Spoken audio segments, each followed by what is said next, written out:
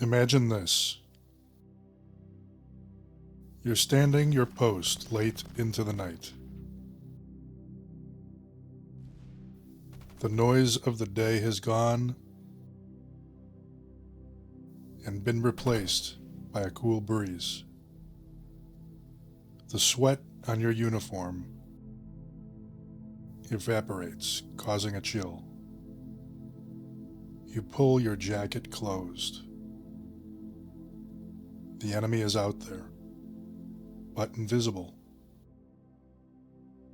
And the question running through your mind is this: do we attack or do we defend? In combat, there's no simple checklist for that call. And there isn't one in business either.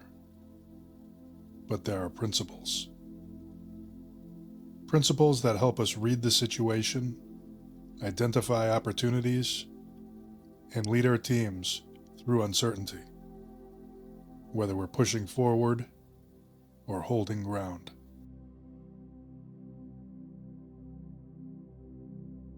Tonight, we're going through those principles, taken from military doctrine and adapted for leadership in your world,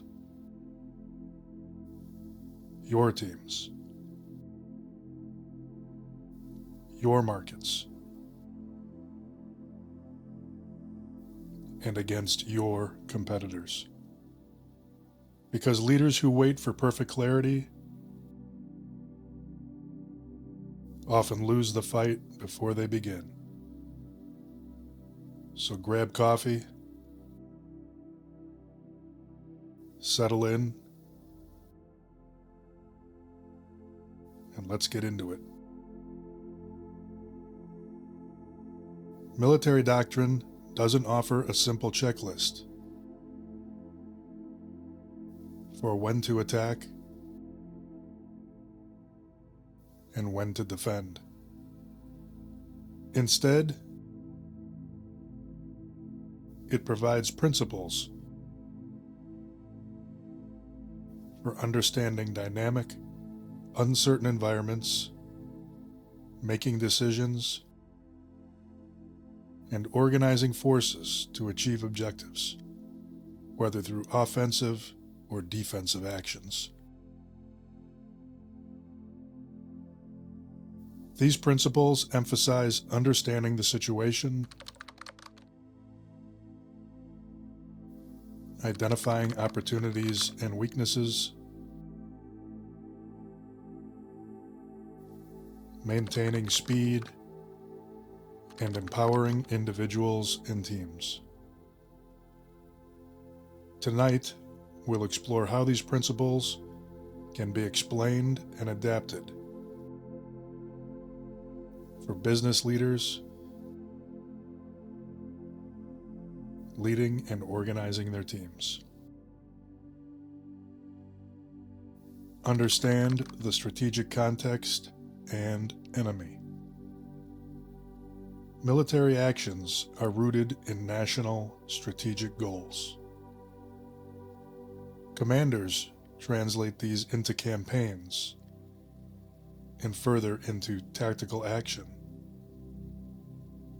It's crucial to understand the overall military strategy and forms of warfare being employed. Lower echelon commanders must understand the strategic context of their missions, the why.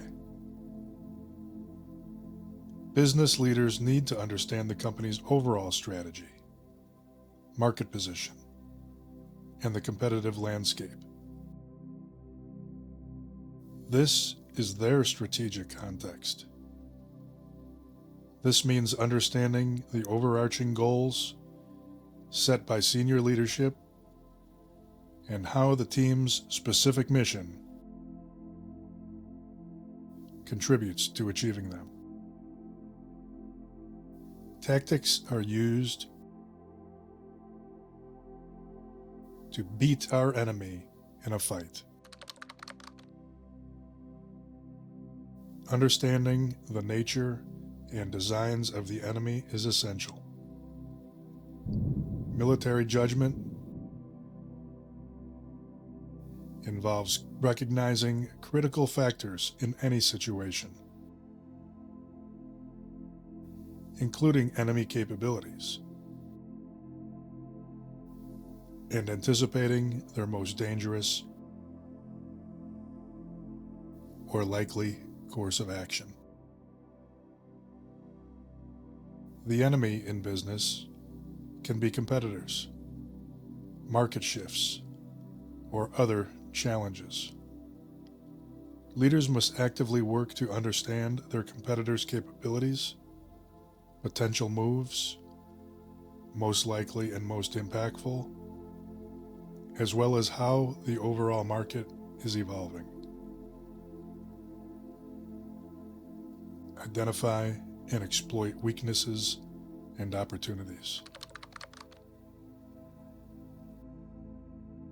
The core of successful tactical action involves identifying and exploiting enemy weaknesses or critical vulnerabilities. A critical vulnerability is a pathway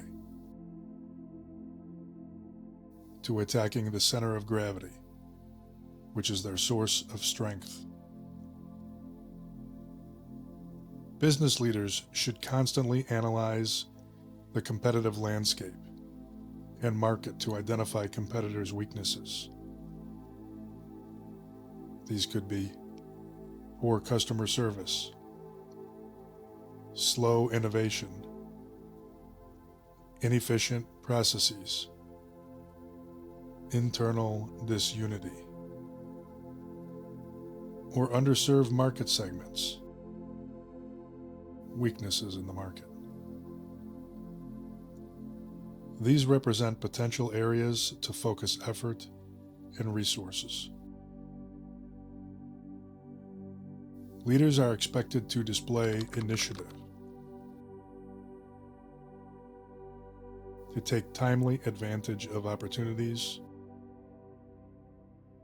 that present themselves under ambiguous, chaotic conditions. Tactical success involves actively seeking out signs of weakness and exploiting every advantage. Small advantages exploited aggressively can multiply into decisive ones. Encourage your team to be proactive in spotting and capitalizing on unexpected opportunities in the market or within projects. This requires a culture that rewards initiative and bold action. The way you react to mistakes sets the tone for how much initiative is acceptable. React harshly, and initiative is sure to decrease. Prioritize and focus effort. The main effort. To be decisive in offensive operations, the attacker weights the main effort. Identifying the main effort is a principal answer to achieving a decision. The main effort receives priority for support. Forces not in a position to directly support the main effort should support indirectly. In business, leaders must clearly define the team's main effort, the single most important goal, project, or initiative that, if successful, will contribute most significantly to the overall strategy. All team members should understand this priority and align their work to directly or indirectly support it. This requires discipline and economy of force elsewhere.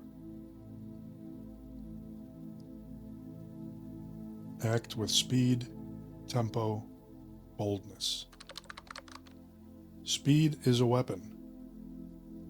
Whomever makes and implements decisions consistently faster gains a tremendous, often decisive advantage. Tempo is not just speed, but acting at the right time. In your organization, encourage the team to operate with high tempo, making decisions and acting quickly when needed, while also knowing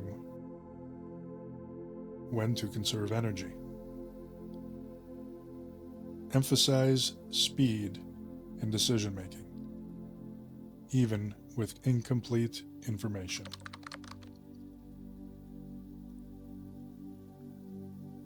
Demonstrate this by being decisive and deciding yourself with incomplete information. Forcing a successful decision requires commanders to be bold and relentless. Boldness is daring and aggressiveness. Relentlessness means pursuing the goal single-mindedly and with dogged perseverance, fully exploiting advantages along the way.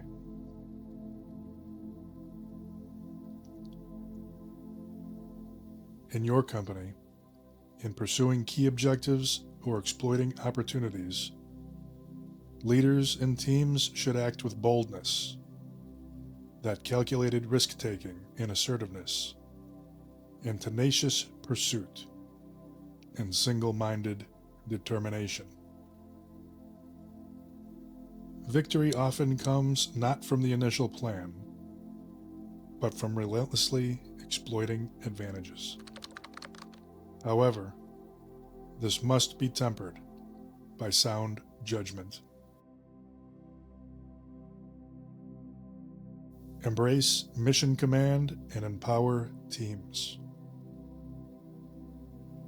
Mission command is the exercise of authority, using mission orders to enable disciplined initiative within the commander's intent. Empowering subordinates. It's a philosophy and warfighting function to blend the art of command with the science of control.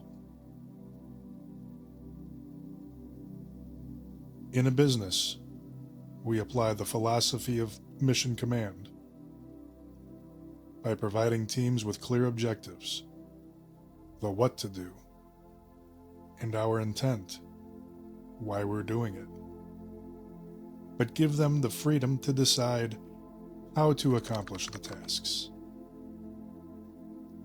This requires trust and empowers agile and adaptive leaders. Mission command relies on low-level initiative. That is, individual contributors and frontline managers must be able to act without instructions to seize opportunities. Initiative hinges on distributing the authority to decide and act. And with authority comes responsibility.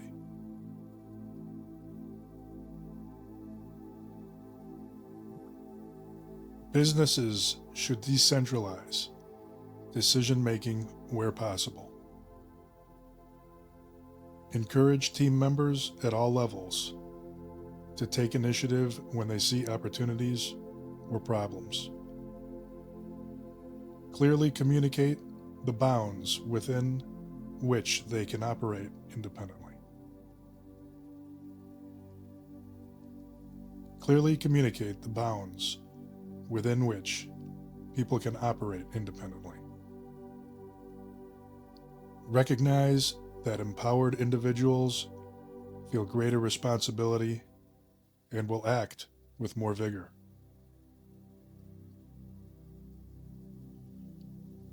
Mission Command requires a shared understanding of the operational environment, the operation's purpose, the problem, and approaches to solving them. This shared understanding is essential for unity of effort. In your team, foster a culture of open communication and collaboration. This will build a shared understanding within the team.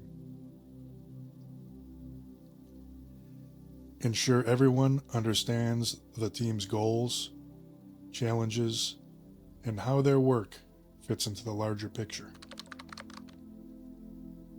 Knowledge management practices support this by enabling knowledge, flow, and collaboration. Plan for flexibility and learn continuously. The art of war has no fixed rules or formula. Each situation is unique. Tactical principles are guides for judgment, not formulas. Success depends on judgment, skill, experience, and creativity.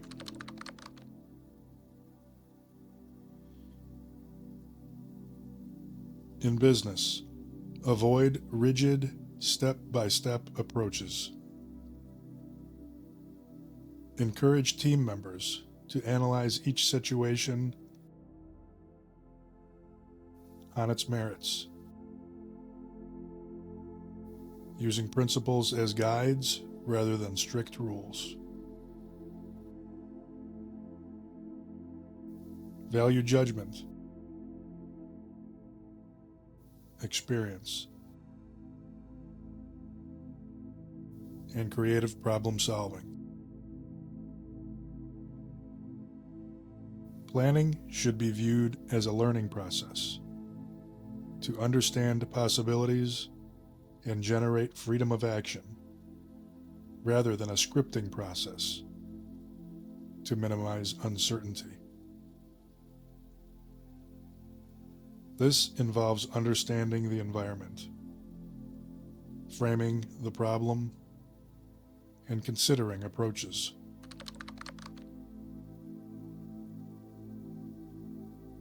In your team,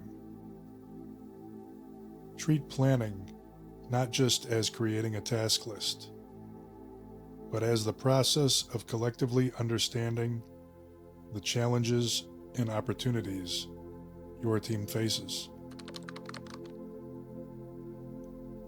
Develop flexible plans that allow for adaptation as the situation changes.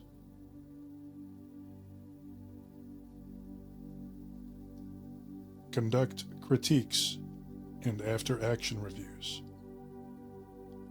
These are essential for eliciting reasoning, analyzing performance, determining what went right or wrong, and fostering learning.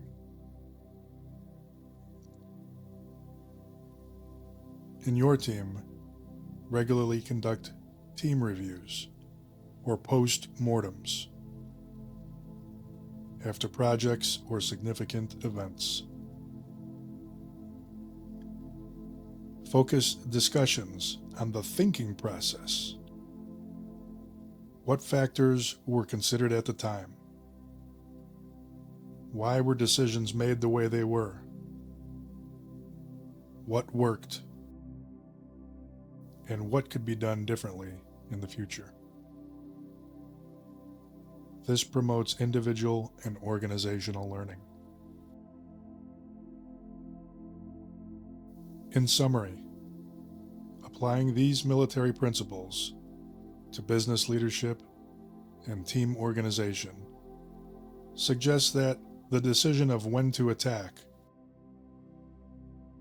or proactively pursue opportunities and disrupt competitors versus when to defend, protect our market share, consolidate gains, isn't dictated by a simple rule. Instead, it emerges from the following: a deep understanding of the market and competitors, the ability to quickly identify and act upon competitive weaknesses and emerging opportunities, a focus of resources on the most critical objectives, our main effort, operating with speed, boldness, and relentless follow-through, empowering teams to take initiative within clear strategic intent, prioritizing learning, judgment, and flexible adaptation over rigid adherence to plans. Defense is seen more as a temporary posture, or an activity that involves dynamic elements like counterattacks or spoiling attacks to regain the initiative, which suggests a general bias towards proactive, offensive action when advantageous opportunities are identified. Because in business, just like in combat, momentum favors the bold, and defense is rarely passive.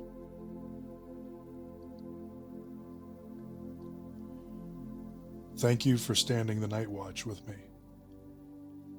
If this time helped center your thoughts or gave you something to carry into tomorrow, I'm glad.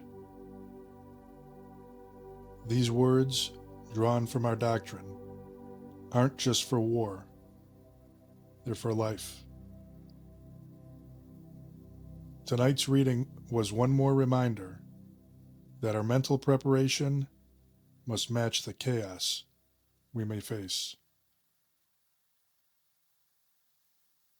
War is both an art and a science. It reminds us that uncertainty is the natural condition, and clarity is the leader's job. If you'd like more reflections like this, subscribe to this channel or visit center-desk.com. Until next time, hold the line and lead by example.